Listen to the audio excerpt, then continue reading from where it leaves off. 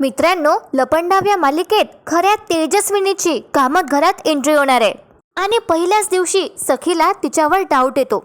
आणि मित्रांनो, आज आपल्याला तो सीन पण दाखवलाय ज्यामध्ये सखी मनस्विनीला म्हणते की तू माझ्या सासरी का गेली होतीस, आणि मनस्विनीला त्यावर आता खूप भारी शंका येते आणि सखीला पण तितकीच शंका येते. ज्या दिवशी सखी तिच्या खऱ्या आईला भेटली होती कान्हाच्या घरी, मनस्विनी समजून त्या बाईला आणि आज ज्या बाईशी ती बोलली, ज्या सरकारसोबत ती बोलली, सखीला त्यामध्ये आत्ताच फरक जाणवायला लागलाय. तर खरी तेजस्विनी आणि मनस्विनी एकमेकींसमोर आल्यावर कायच होईल, तर बघूया मित्रांनो. खूप काही दाखवलं आहे आजच्या पण भागात. तर सगळं जाणून घेण्यासाठी आपला हा व्हिडिओ शेवटपर्यंत नक्की पहा. आणि तुम्ही चॅनलवर नवीन असाल तर मालिकेच्या लेटेस्ट अपडेटसाठी चॅनलला सबस्क्राईब करा. तर मित्रांनो, सुरू करूया लपंडाव या मालिकेचा आजचा म्हणजे 31 जुलैचा एपिसोड रिव्ह्यू. सखी आता कान्हाला म्हणत असते की आपण नजरेने थोडं सन्हा जगूया. त्यानंतर काय होतं, सखी आणि कान्हा एकमेकांकडे गालावर हात ठेवून असे पाहू लागतात. आणि मग थोड्याच वेळात सखी आणि कान्हाची ऑर्डर येते मंचाव सूपची. आणि बघा काय होतं, कान्हा त्याचा पहिला बाईट घेणार असतो, पण सखी कान्हाचा चमचा जो असतो तो तिच्या जवळ घेते आणि त्याच्यावर फुंकर मारते. कान्हाच्या तोंडाला चटका लागू नये म्हणून. म्हणजे लास्ट टाइम असंच झालं होतं, घाईघाईत कान्हाने सूप प्यायला होता तो आणि त्याला चटकाच लागला होता. म्हणून सखी आता ही गोष्ट लक्षात ठेवते आणि कान्हासाठी असं करते. आणि मग कान्हा पण सेम तसंच करतो सखीसाठी.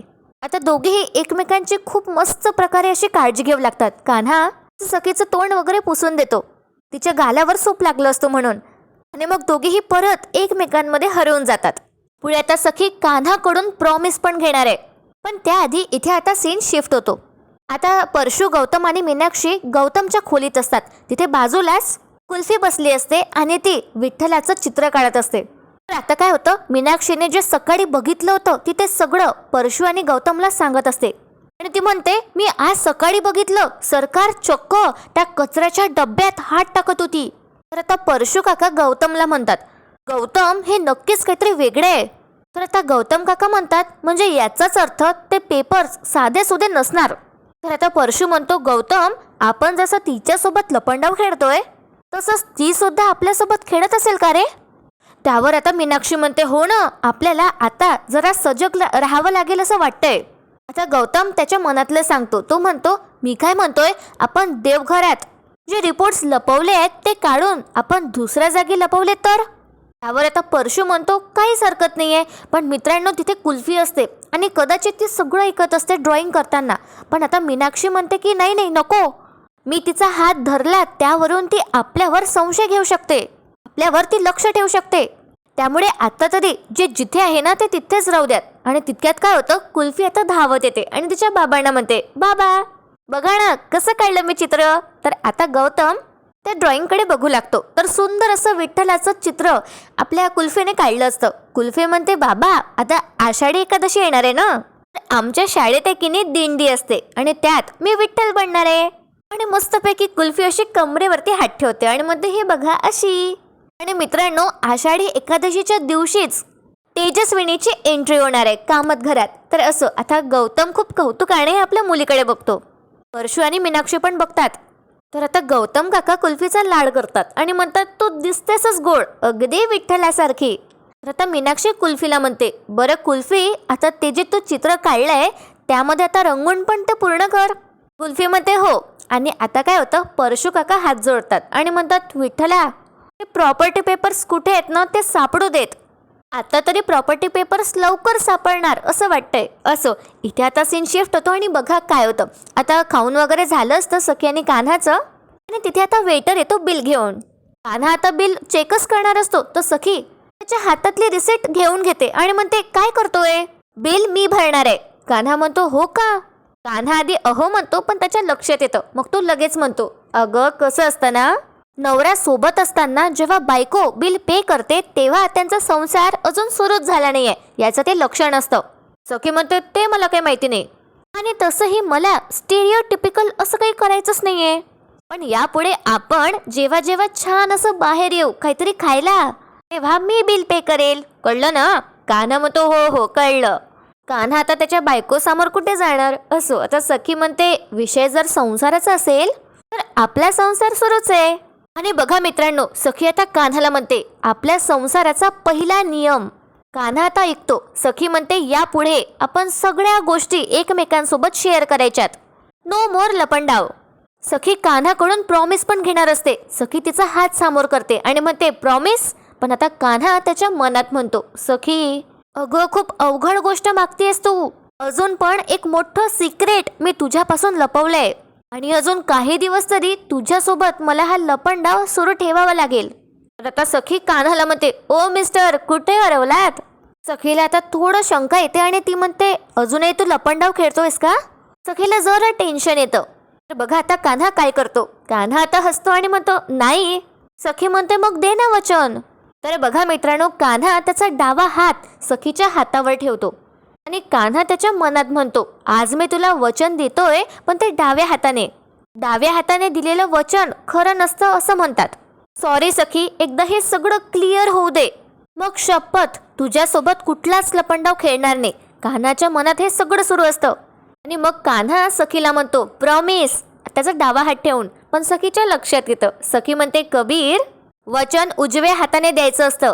पण बघा मित्रांनो, कान्हा किती व्यवस्थित हँडल करतो.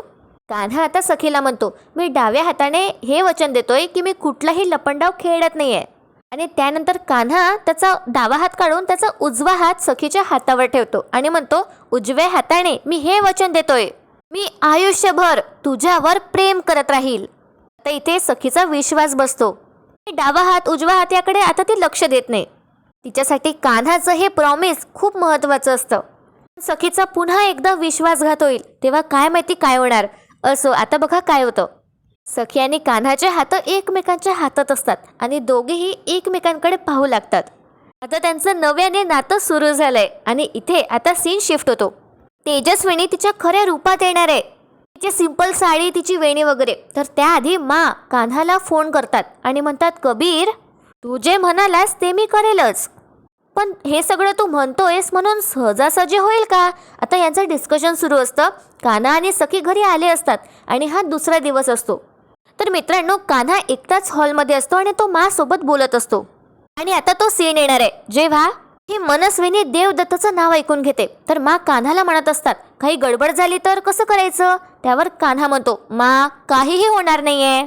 माझा सगळा प्लॅन अगदी सॉर्टेड आहे. काहीच गडबड होणार नाही आणि काही झालंच तर ती मनस्विनी काहीच करू शकणार नाही. कारण तोपर्यंत तिला कळेल आणि ती घरात परत येईल तोपर्यंत सगळ्या गोष्टी माझ्या हाताखाली आल्या असणार आणि सखीला पण यातलं सगळं कळलं असेल.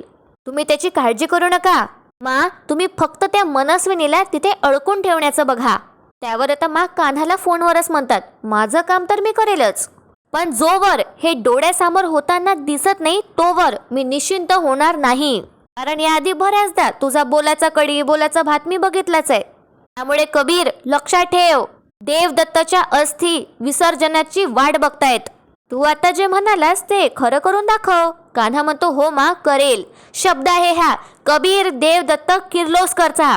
आणि मित्रांनो, तिथे आता ही मनस्विनी येते आणि ती ऐकून घेते. ती कान्हाला म्हणते देवदत्त. कान्हा एकदम दचकतो आणि सुद्धा ऐकून घेतात. मला सुद्धा आता भीती वाटायला लागते. त्यांना वाटत असतं की मनस्विनीच्या सगळं लक्षात आलं की काय आपला भांडाफोड झाला का. पण तिथे काय होतं आता फोन ठेवून देतात. कान्हा एकदम असा मागे वळून बघतो आणि कान्हा खूपच घाबरलेला असतो. आणि बघा मित्रांनो, त्याआधी इथे आता परत एकदा सीन शिफ्ट होतो. आता तेजस्विनी तिथे आली असते अपर्णाजवळ आणि तिने तिचं आधीचं लुक केलं असतं. सिंपल साडी आणि सिंपल वेणी वगैरे तिने घातली असते आणि ती आता लाडूचा डब्बा घेऊन येते आणि अपर्णाला दाखवते. अपर्णा म्हणते लाडू. आणि मग अपर्णाचं लक्ष जातं. अपर्णा आता तेजस्विनीला म्हणते अगं तू पुन्हा तेजस्विनी का झालीस. तेजस्विनी म्हणते अगं झाली ना आता तालीम आणि तसंही परीक्षा घ्यायला तुझा लेक कबीर नाही इथे म्हणून झाले मी तेजस्विनी. अगं अपर्णा मला ना खूप कंटाळा येत होता त्या मनस्विनीच्या वेशात वावरायला.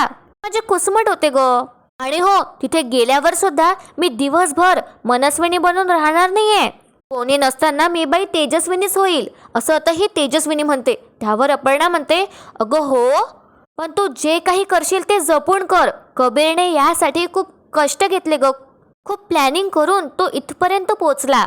त्याचं कष्ट वाया जाऊ देऊ नकोस. त्यावर तेजस्विनी म्हणते हो माझी आई सगळं लक्षात ठेवेन. पण तू आता तुझं सगळं लक्ष माझ्यावर नाही, या लाडवावर ठेव. अपर्णा म्हणते बरं, आणि अपर्णा आता लाडू घेते आणि एक लाडू ती टेस्ट करते. आणि हा लाडू दिसायला पण खूप छान दिसतोय. तर काय होतं, अपर्णा लाडू टेस्ट करते आणि म्हणते खूप छान झालेत. अगं मी असा लाडू खूप दिवसांनी खातीये. तेजस्विनी म्हणते खरंच?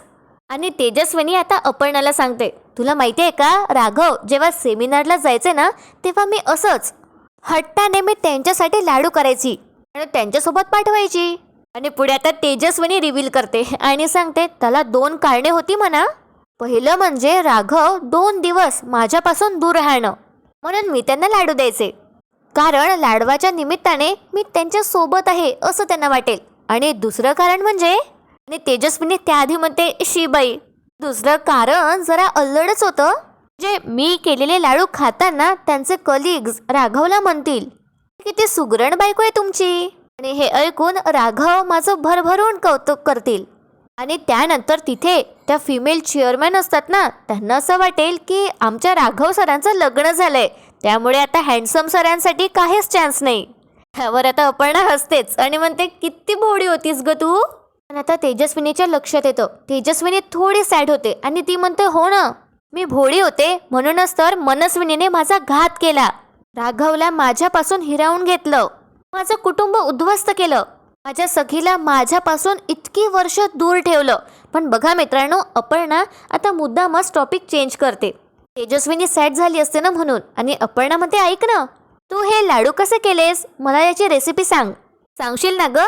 त्यावर तेजस्विनी म्हणते, हो सांगते ना. आणि मित्रांनो बघा, इथे आता सीन शिफ्ट होतो. आता कान्हा त्याची हिंमत गोळा करतो आणि मनस्विनीला म्हणतो, काय ग माझं बोलणं असं चोरून ऐकत होतीस का. तर ही मनस्विनी जिन्यावरून खाली उतरते, ती कान्हाजवळ येते आणि कान्हाला म्हणते, तू चोरून काही करतोयस का. आणि हे जे तू नाव घेतलंयस देवदत्त, हे नाव मी कुठेतरी ऐकलंय. आणि मित्रांनो कान्हा आता पूर्ण फसणार असतो. तितक्यात तिथे आता ऐनवेळी सखी येते आणि मनस्विनीला म्हणते, काय चाललंय. आणि सखी आता मनस्विनीला म्हणते, कबीरशी काही काम होतं का. आणि कान्हाला माझा फोन येतो परत. कान्हा आता तिथून निघून जातो. ते म्हणतो, 1 मिनिट मी आलोच.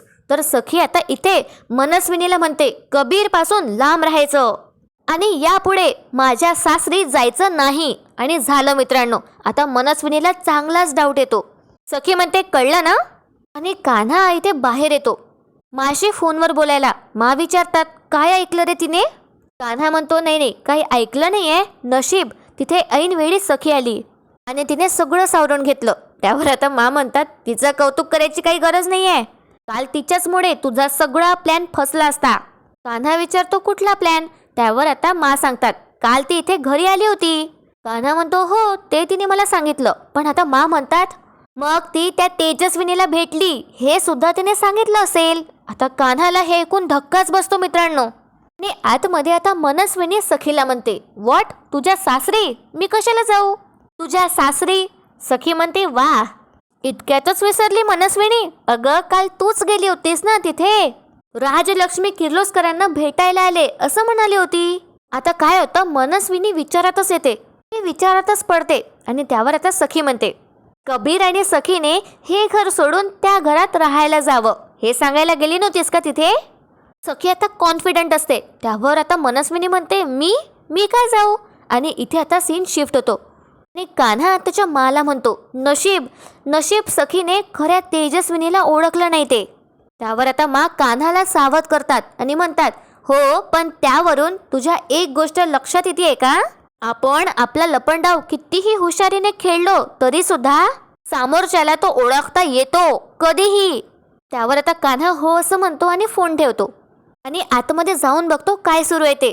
तर मनस्विनी सखीला म्हणत असते, हॅव यू लॉस्ट इट. अगं काल मी इथे होते, मी त्या किर्लोस्करांकडे का जाईल. पण आता सखीला स्पष्टपणे आठवतं की तिने तिथे मनस्विनीलाच बघितलं होतं, पण ती खरी तेजस्विनी असते हे अजून सखीला माहिती नाहीये. पण सखी आता मनस्विनीलाच म्हणते, अगं मनस्विनी अजून किती खोटं बोलणार आहेस, तू माझ्या समोर उभी होतीस. आता सखीचा टोन पण चढतो आणि सखी म्हणते, ती जर तू नव्हती तर कोण होतं. आता ही मनस्विनी थोडी बाजूला येते आणि विचार करायला लागते. त्यावर आता सखी परत तिच्या मागे जाते आणि म्हणते, सांग ना कोण होतं. तितक्यात तिथे आता कान्हा येतो, हे सगळं ऐकून घेतो आणि त्यावर आता मनस्विनी काय बोलणारच असते. पण कान्हा म्हणतो, एक मिनिट काय आहे हे सखी? अगं आपण कुणाकडनं अपेक्षा ठेवतोय? ही खरं थोडीच सांगणार आहे. उलट या मनस्विनीला खरं बोलता येतं, माझी तर यावर शंका आहे. आणि कान्हा आता मुद्दामच टॉपिक चेंज करतो, पण मनस्विनीच्या हे लक्षात येणार आहे. असो तर आता कान्हा म्हणतो, तुझ्यासाठी सांगतोय मनस्विनी, इथून पुढे आमच्या दारात यायचं नाही, कळलं का? आता तर ही सरकार ही म्हणते तू इकडे बघ आणि मी काय सांगतेय ना ते नीट ऐक. मनस्विनी कान्हाला तिचं बोट दाखवते आणि ती म्हणते, तुम्ही दोघं काय बोलताय हे तुमचं तुम्हाला तरी कळतंय? तुम्ही दोघे मिळून मला काय वेळात ठरवताय? तर कान्हा म्हणतो, होतं असं होतं कधी कधी, पण आता हा विषय सोडा. उद्या काय आहे हे तरी आठवतंय का? उद्या बँगलोर सेमिनार आहे. ते बघा मित्रांनो, कान्हा मस्त हिची टांग खिचणार आहे. कान्हा म्हणतो, उद्या बँगलोर सेमिनार आहे, बँगलोर सेमिनार. जर कामत इंडस्ट्रीला बुडण्यापासून वाचवायचं असेल तर तिकडे जा बँगलोरला आणि प्रयत्न कर जरा, बघ जमतंय का ही कंपनी वाचवायला. आणि हो, तुझ्या माहितीकरिता म्हणून सांगतोय, तिकडे मा सुद्धा जाणार आहे. आणि सखी पण आता कान्हाला म्हणते, कबीर ही मनस्विनी घाबरली आहे का रे? कान्हा म्हणतो, हो ना, वेळच वाईट सुरू आहे ना. आणि कान्हा आता सुरू होतो आणि म्हणतो, परवाचीच गोष्ट, काय तो प्रीतम, तो धर्माधिकारी, कोणीतरी प्रीतम धर्माधिकारी बनून आला आणि यांना फसवून गेला. नाही, फसून तर डिसेंट शब्द आहे बाबा, यांना तर तो गणवून गेला. सखी आता कान्हावर डोळे काढते आणि मनस्विनी आता ट्रिगर होत असते. आणि कान्हा या मनस्विनीला चिडवायला लागतो आणखीच आणि म्हणतो, झालं की नाही त्या धर्माधिकारी सोबत कोलॅबोरेशन? ही पण खूप बडायक्या मारत होती ना मनस्विनी त्या दिवशी, म्हणूनच. पुढे आता कान्हा म्हणतो, काय ना, मी पण न्यूज मध्ये काही ऐकलं नाहीये असं धर्माधिकारी म्हणून. अरे काय दिवस आले. पुढे आता कान्हा मनस्विनीच्या अवतीभोवती फिरतो आणि म्हणतो, एक वेळी काय वेळ होता तो, काय काळ होता, सरकारचा दरारा होता. आता बघून असं वाटतंय, असं म्हणावंसं वाटतंय की कोण होतीस तू आणि काय झालीस तू. तर आता ही मनस्विनी कान्हाकडे बघते डोळे काढून. कान्हा म्हणतो, धर्माधिकारी कोलॅबोरेशन, आणि कान्हा हसतो, म्हणजे तो हसायला लागतो. आता ही मनस्विनी कान्हाला काहीतरी म्हणणार असते, पण सखी कान्हाला घेऊन जाते त्याचा हात धरून. ती म्हणते, चल. पण मित्रांनो, ही पण मनस्विनी आहे, हिच्या लक्षात येतं. ती स्वतःला म्हणते, या कबीरने खूप हुशारीने विषय बदलला. माझी गट फिलिंग मला सांगतेय, हा नक्कीच काहीतरी लपवतोय. आता बास झालं, आता याचा शेवट करावाच लागेल. आणि मनस्विनी स्वतःला म्हणते, उद्या बँगलोरच्या सेमिनारला ती म्हातारी राजलक्ष्मी भेटणारच आहे ना, तिलाच धरते आता. उद्या कळेलच हे काय लपंडाव खेळतायत ते. आता मा आणि ही मनस्विनी आमोरासमोर आल्यावर आणखीच धमाका होईल. असो इथे काय होतं, सखी कान्हाला खोलीत घेऊन येते आणि म्हणते, काय चाललंय तुझं? कान्हा म्हणतो, काय झालं? सखी म्हणते, तिच्या समोर त्या धर्माधिकारीचं नाव काढायची काही गरज होती का? कान्हा म्हणतो, सॉरी, ते माझं चुकलंच. काय ना, तिला डिवसण्याच्या नादात मी ते बोलून गेलो, सॉरी, खरंच सॉरी. सखी म्हणते, जाऊ दे, सोड आता. आणि मित्रांनो, सखी आता कान्हाला म्हणते, मला एक कळत नाहीये, काल ही मनस्विनी तुझ्या घरी आली होती, पण ती असं का वागतीये की हे सगळं तिला आता नव्याने कळतंय? अरे ती किती कन्फ्युज वाटली. तिच्याकडे बघून असं वाटत होतं की ती तिथे गेलीच नव्हती, काय भानगडे. आणि सखी आता कान्हाला म्हणते, खरं तर काल सुद्धा मला ती मनस्विनी तुझ्या घरी काहीतरी वेगळीच वाटली. म्हणजे एरवीची मनस्विनी आणि कालची मनस्विनी यात फरक होता. काल तिच्यात जरा मला ह्युमन टच जाणवला. काल ती मला अशी माणसातली वाटली, एरवी वाटत नसली तरी सुद्धा. तर बघा मित्रांनो, कान्हा काय करतो, सखी डायव्हर्ट व्हावी म्हणून कान्हा सखीला जवळ खेचतो. आणि कान्हा सखीला म्हणतो, काय चाललंय, बाहेर एवढा पाऊस पडतोय, वातावरण रोमॅन्टिक झालंय, मी रोमॅन्टिक, वातावरण रोमॅन्टिक, आणि तुम्ही काय त्या मनस्विनी बद्दल बोलताय, व्हेरी अनरोमॅन्टिक. कान्हा आता सखीच्या कमरेवरती हात ठेवतो आणि दोघेही आता जवळ येतात. आणि मित्रांनो, आजचा भाग इथे संपतो. उद्याच्या भागात आपण पाहणार आहोत की ही मनस्विनी बँगलोरला निघून जाणार आहे आणि बरोबर चान्स बघून त्याच वेळी तेजस्विनीची धमाकेदार एंट्री होणार आहे. आता कुल्फीच्या शाळेत दिंडी असते आणि ती पांडुरंग बनणार असते, म्हणून सखी आणि कान्हा तिची मदत करतात, तिला तयार करतात. आणि त्याच वेळी तेजस्विनीची एंट्री होणार आहे आणि तेजस्विनी म्हणणार आहे की काहीतरी कमी आहे. आणि मग तेजस्विनी स्वतःहून आपल्या विठ्ठलासारखा कुल्फीच्या कपाडावर टिक्का लावते आणि यावरून सखीला डाऊट येतो. आणि सखी तेजस्विनीला म्हणते सुद्धा की काय ग, तुला कसं काय माहिती या सगळ्याबद्दल? तू मनस्विनीच आहे ना? कान्हा आपल्या डोक्यावर हातच ठेवतो. तर बघूया मित्रांनो, सखी पहिल्याच दिवशी तेजस्विनीला पकडेल का? पुढचे एपिसोड्स बघणं खूपच इंटरेस्टिंग असणार आहे. तुम्हाला आजचा भाग कसा वाटला कमेंट करून नक्की सांगा. बोलण्यात काही चुकलं असेल तर माफ करा. मित्रांनो, भरपूर डायलॉग्स असतात. इतकं बोलल्यामुळे कधी कधी इकडे तिकडे होऊन जातं, तर सॉरी त्यासाठी. आणि मित्रांनो, व्हिडिओला लाईक करायला विसरू नका. चॅनलला मालिकेच्या लेटेस्ट अपडेटसाठी सबस्क्राईब करा. व्हिडिओ शेवटपर्यंत पाहण्यासाठी खूप खूप धन्यवाद.